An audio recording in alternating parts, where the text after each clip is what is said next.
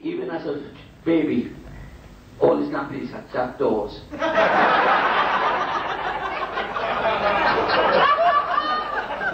What an act to follow! What an act to follow! The last time I followed him, 2 of my doves died.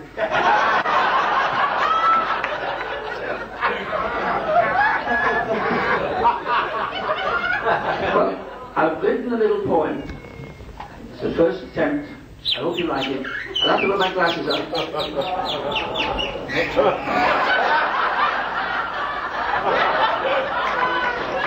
He was on telly last night. They called it interference.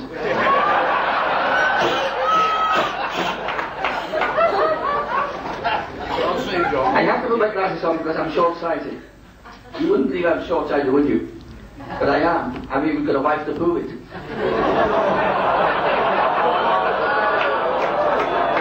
That's not my wife. That's my toy girl. My wife's out in the car park. I would have brought her in, but I've lost the key to the boot. Anyway.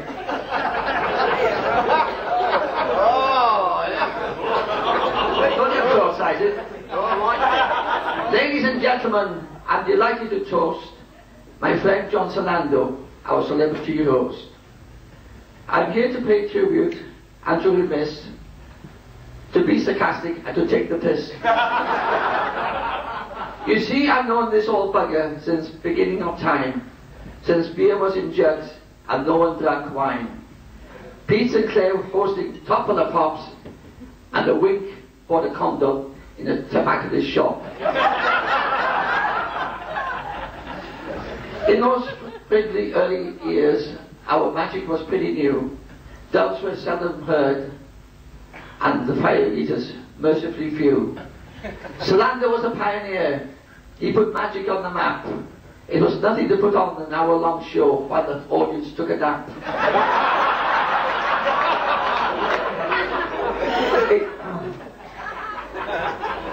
This part is true. A Chinese magician once watched him on stage. Later asked his opinion. He replied, this old sage, "We betray special honor on master like John. In China we call him on too long."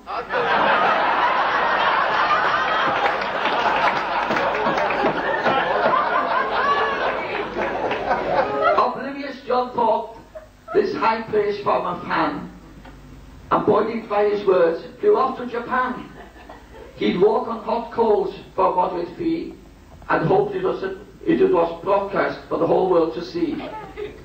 The fire pit was prepared by an old man from Java, but instead of hot coals, he used molten lava.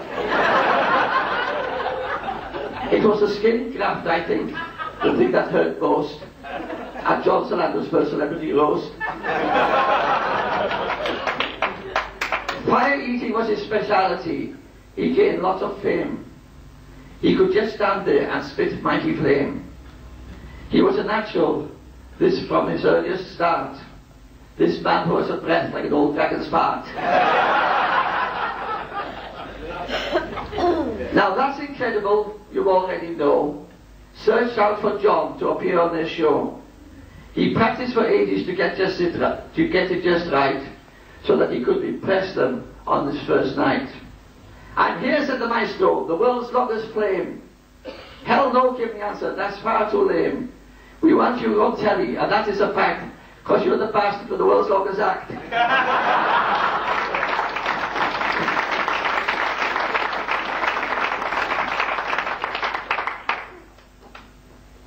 Now, Zealandos has made some enemies, an evil pack of Jews, psychic surgeons and their blood guts. This was not for the prudes. But wasn't the rip-off that got John's goat, that they couldn't cure a cough? These guys had a better act than him, and that what pissed him off. There were once the gimmicks that helped John earn a crust. Now Pinocchio's got woodworm, and Robbie's turning to rust. With John they made a threesome, who had plenty of audience appeal, but of the three upon the stage, only Pinocchio looked real.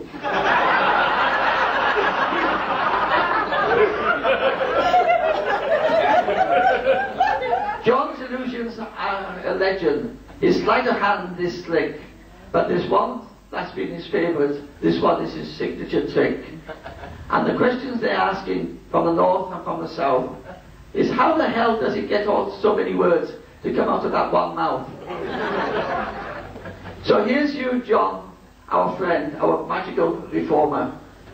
We admire you for your stagecraft. You're a veteran performer. We salute you as a trooper. The show, it must go on, and on, and on, and on, and on, and on, and bloody on.